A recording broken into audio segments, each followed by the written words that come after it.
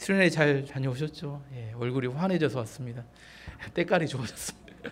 예, 여기 있었던 사람과 갔다 온 사람의 얼굴이 색깔이 다릅니다.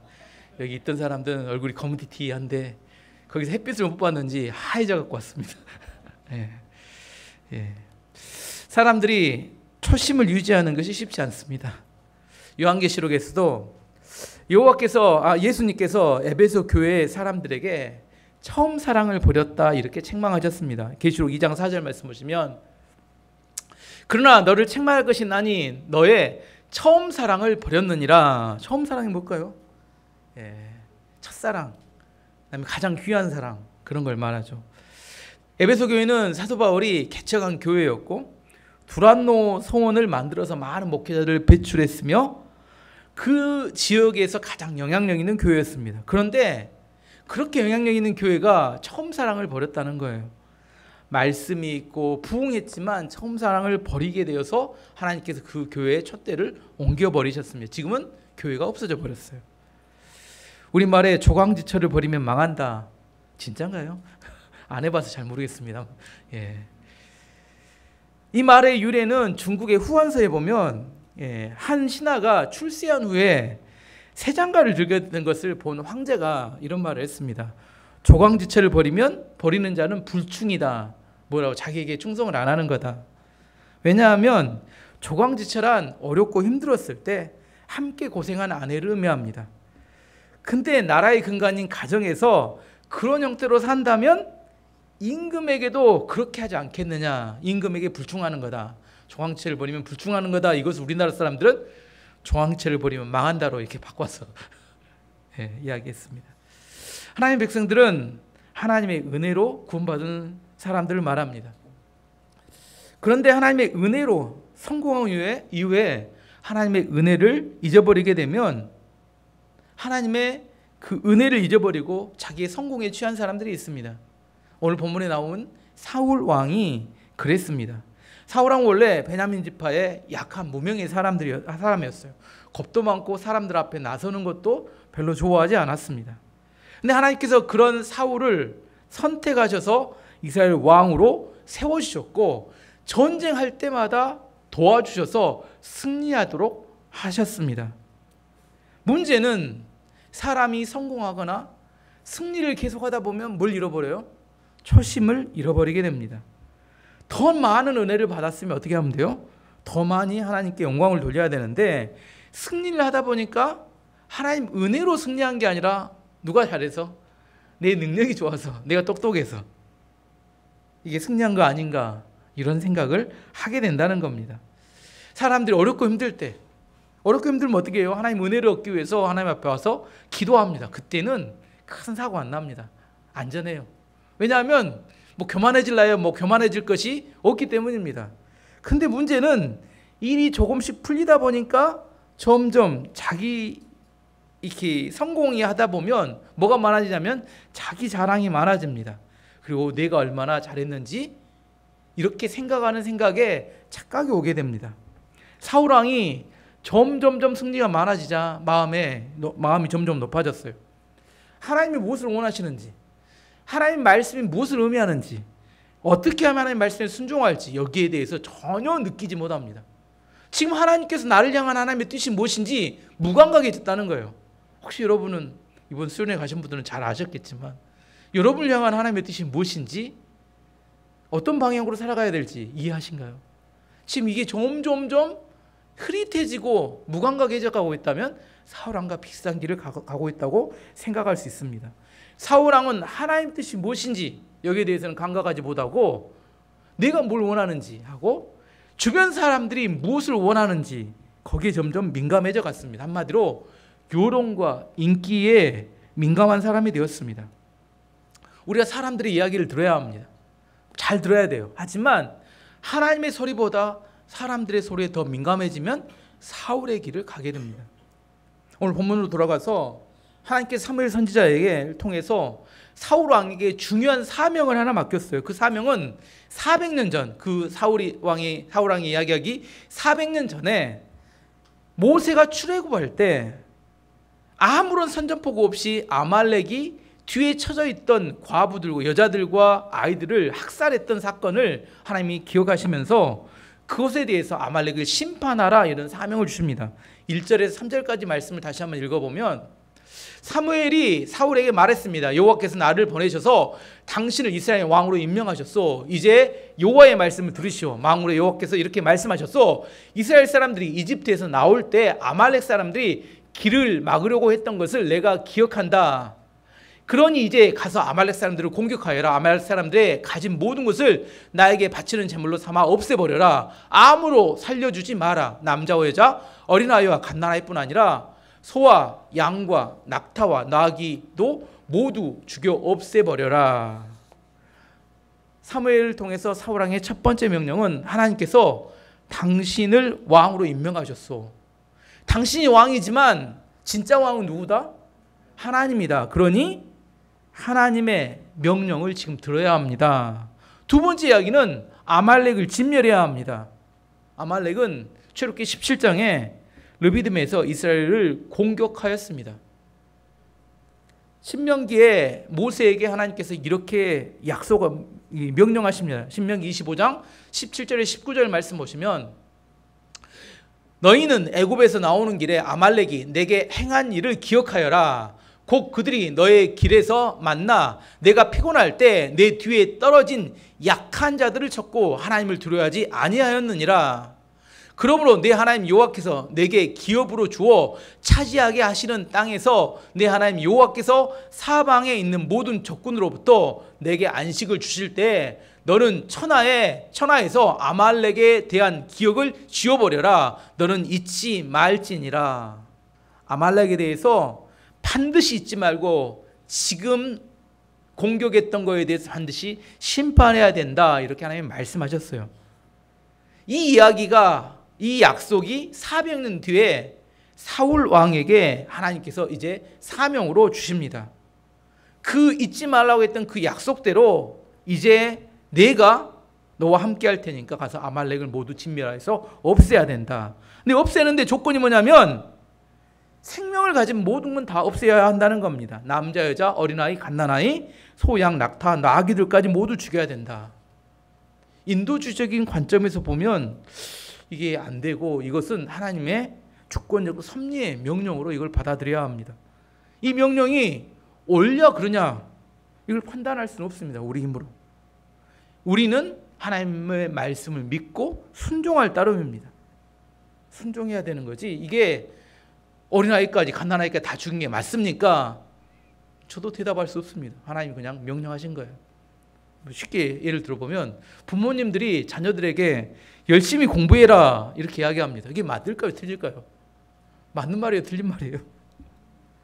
나중에 사회생활 해보니까 부모들이 뭐라고 해요? 그때 공부 열심히 해야 했었는데 학교 다닐 때 그런 생각을 해요. 그리고 애들한테 뭐예요? 학교 다니니까 야 지금 공부 열심히 해야 돼 이렇게 이야기하지만 애들은 뭐라고 생각해요?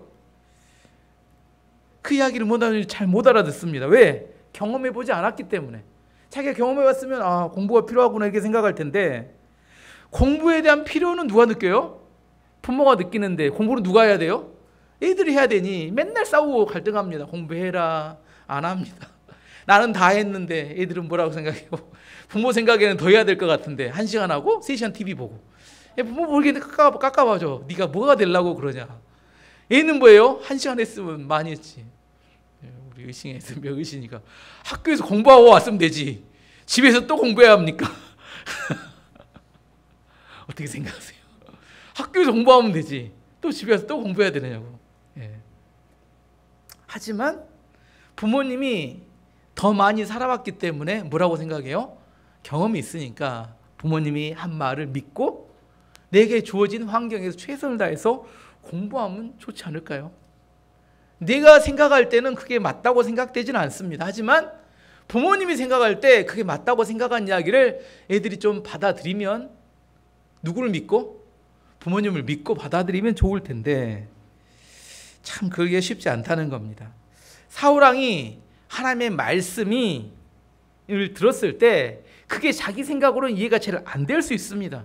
하지만 하나님을 신뢰하고 믿고 순종했으면 참 좋았을 텐데 사울왕은 자기 생각대로 전쟁을 합니다. 7절에서 9절까지 말씀 보시면 사울은 아말렉을 물리쳐 이겼습니다. 사울은 하울라에서 이집트의 경계에 있는 술까지 이르는 모든 길에서 아말렉 사람들과 싸웠습니다.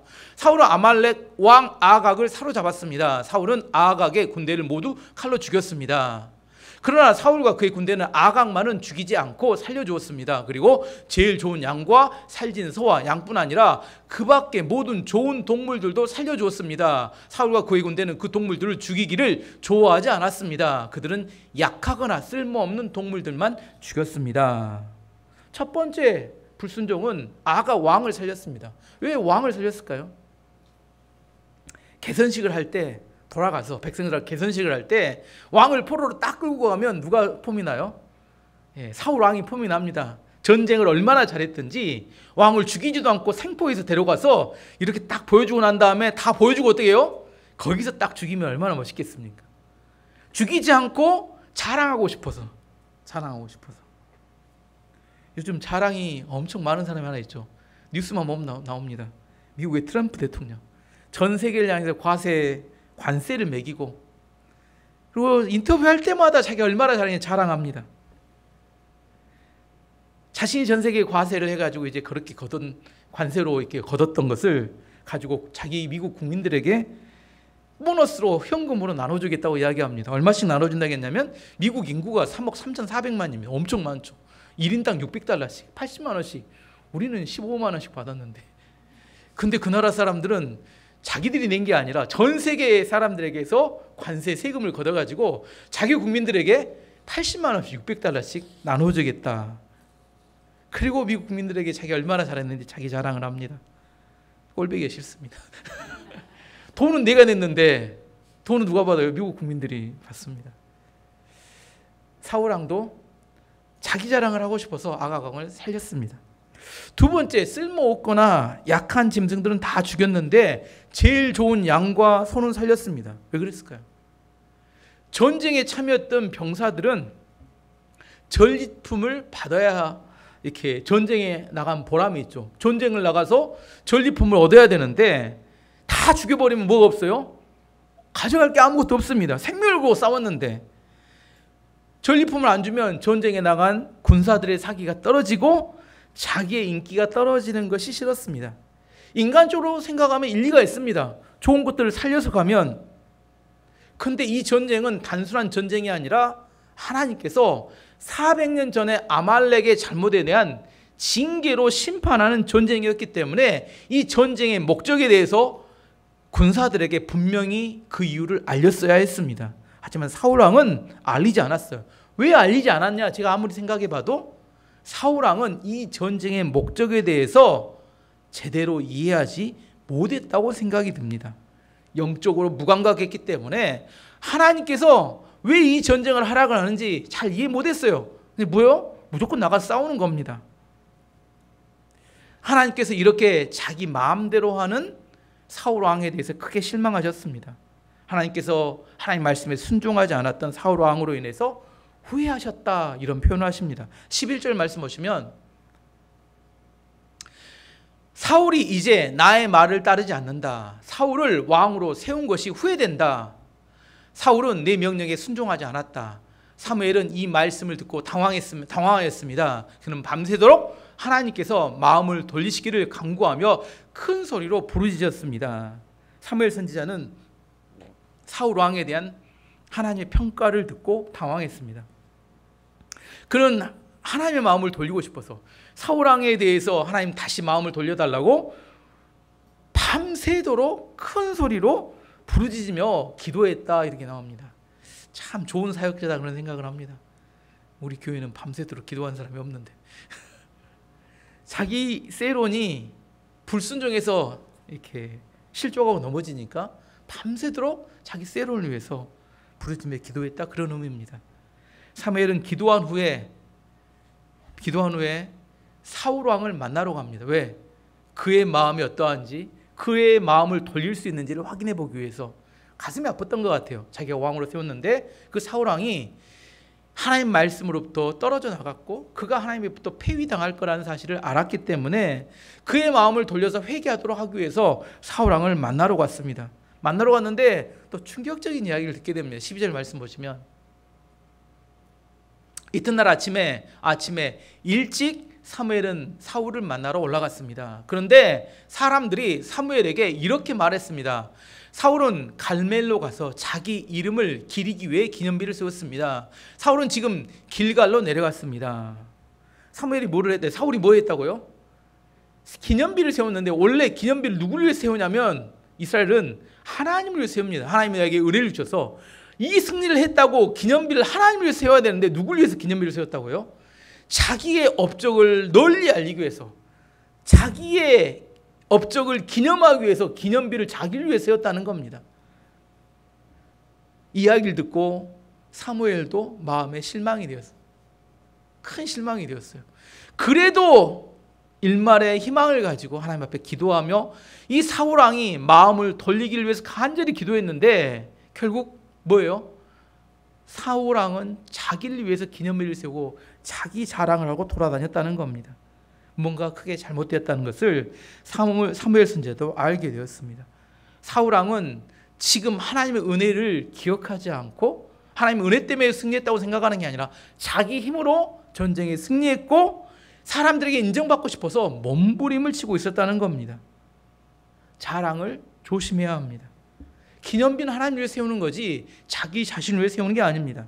예레미야 9장 23절 24절 말씀 보시면 여호와께서 이와 같이 말씀하실 때 지혜로운 자는 그의 지혜를 자랑하지 말라. 용사는 그의 용맹을 자랑하지 말라. 부자는 그의 부함을 자랑하지 말라.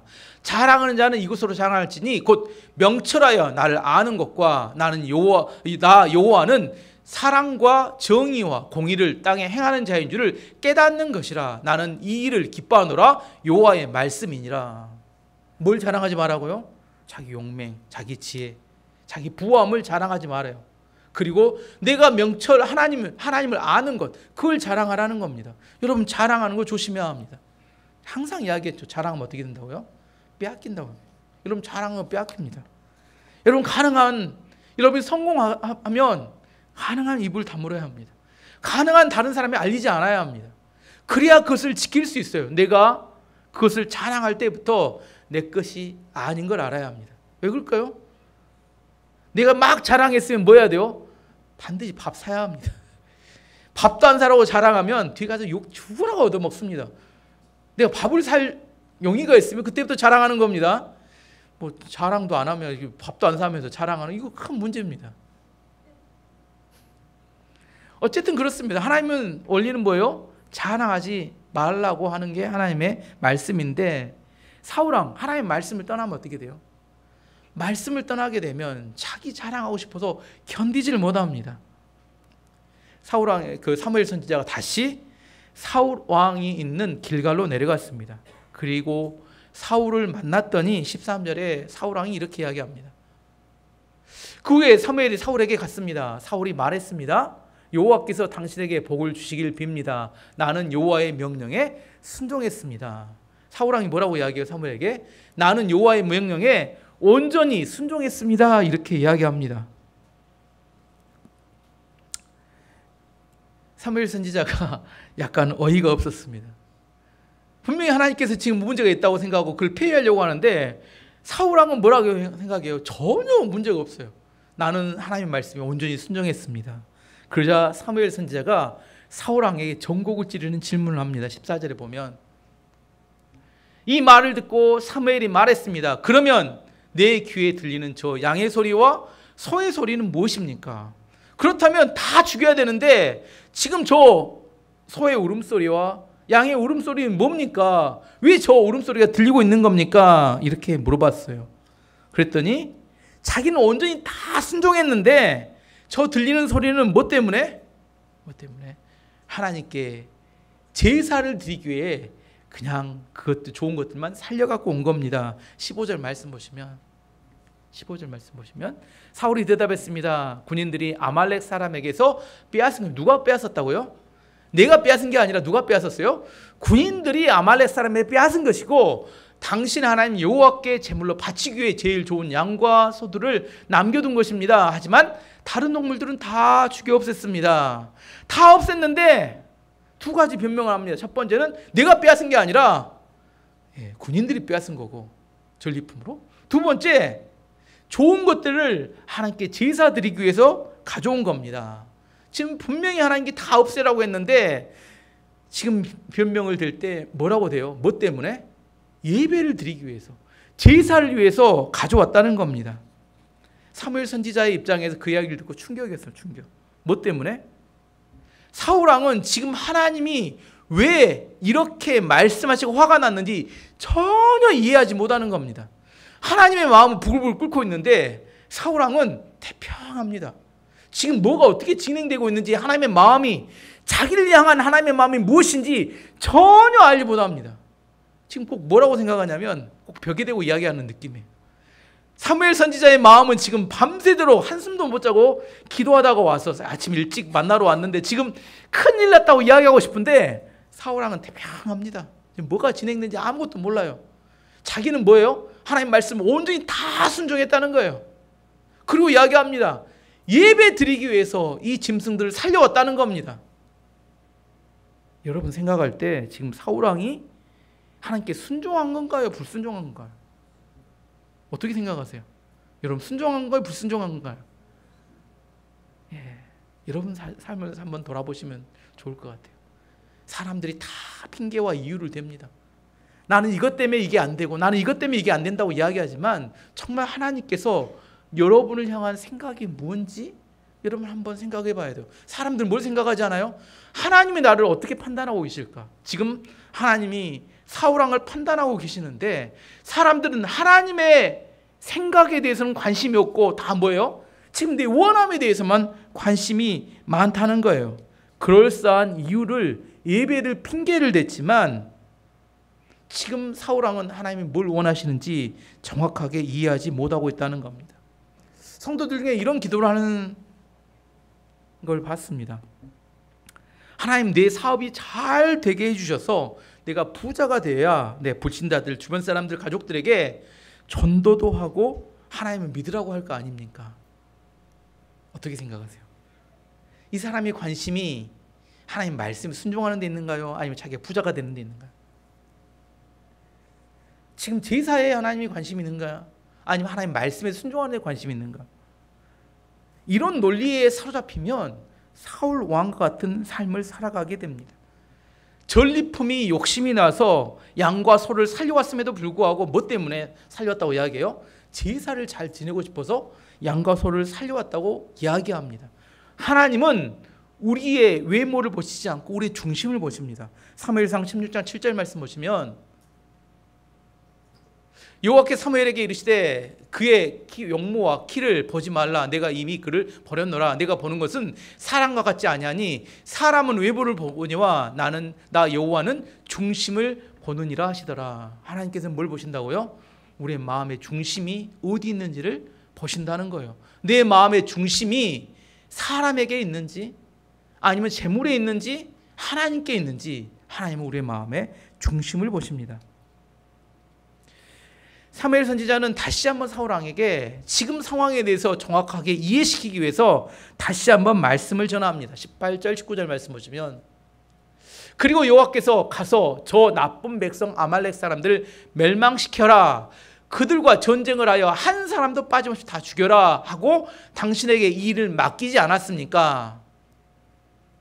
그런데 왜 당신은 여호와의 명령에 순종하지 않았소? 왜 당신은 제일 좋은 것들을 없애지 않았소? 왜 당신은 여호와께서 악하다고 말씀하신 일을 하였소? 지금 사무엘 선지자는 마음이 너무 이렇게 절박했던 것 같아요. 왜 악한 일을 하였소? 하고 계속해서 질책하며 이야기합니다.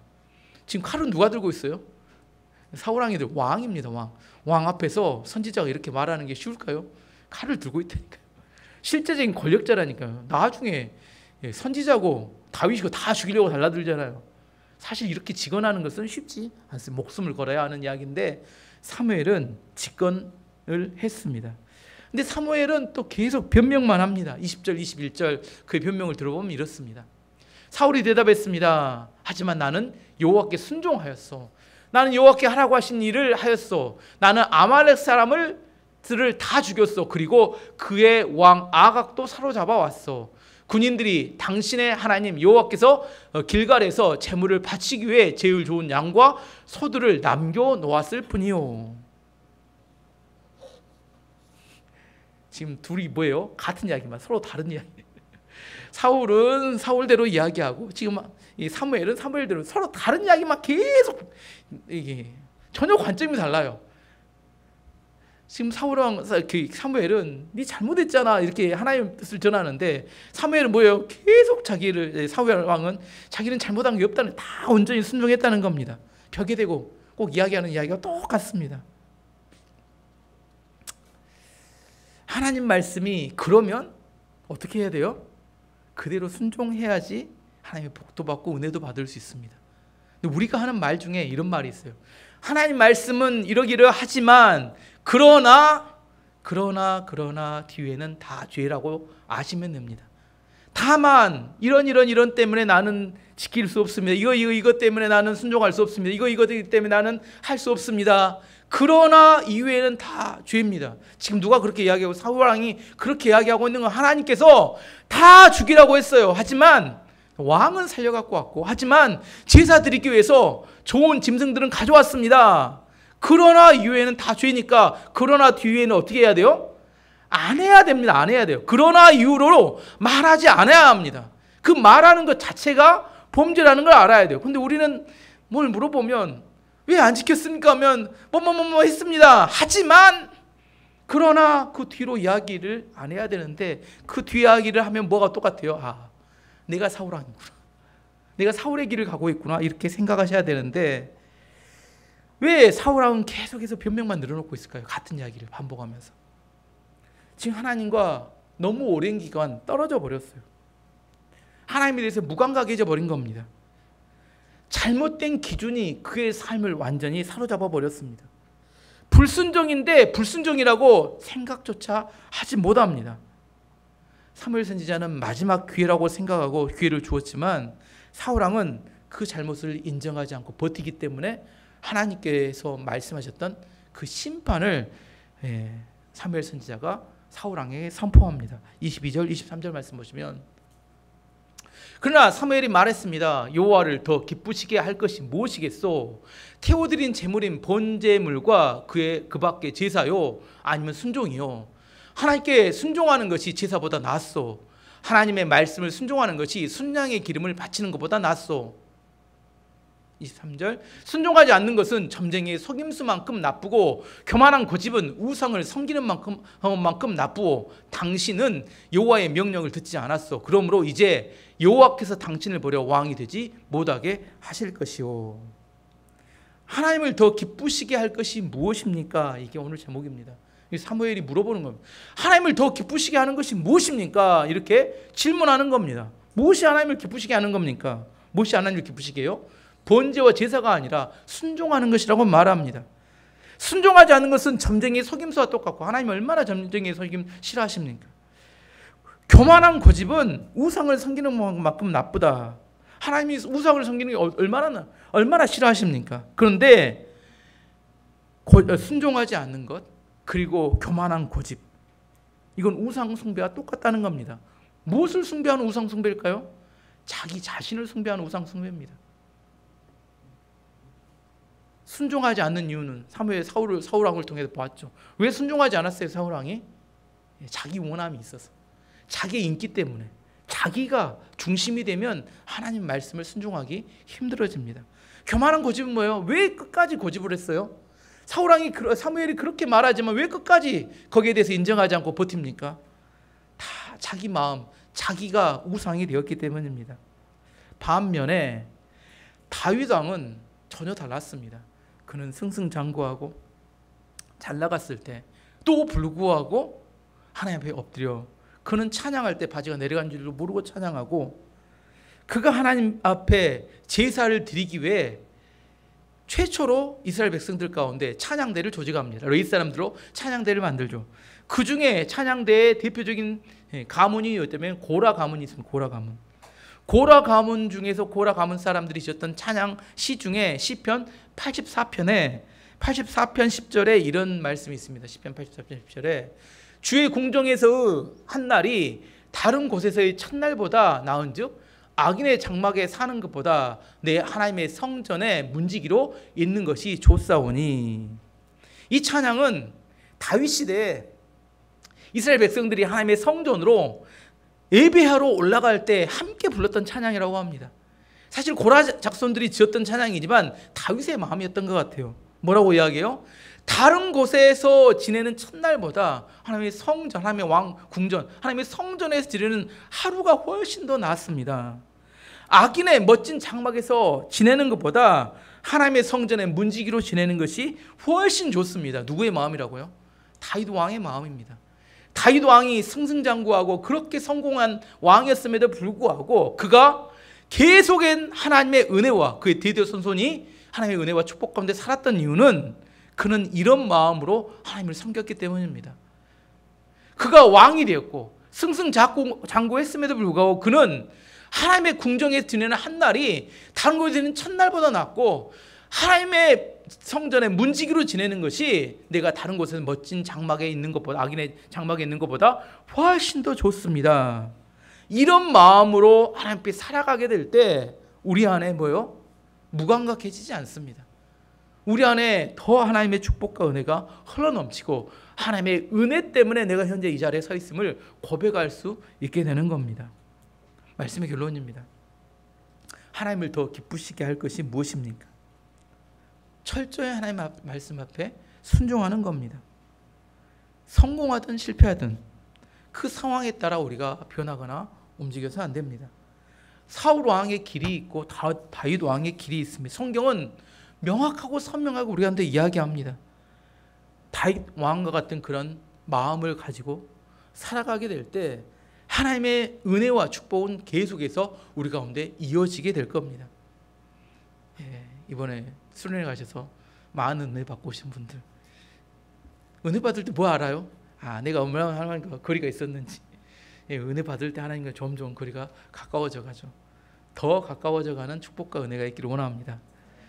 그리고 다윗 왕의 길처럼 그는 평생 하나님 안에서 그 하나님 때문에 그 인생이 시작되었고 축복받았으며 그것이 계속되었던 것처럼 여러분의 가정과 여러분의 삶 가운데 하나님께 더 가까이 나아가는 축복과 은혜가 있기를 축원합니다.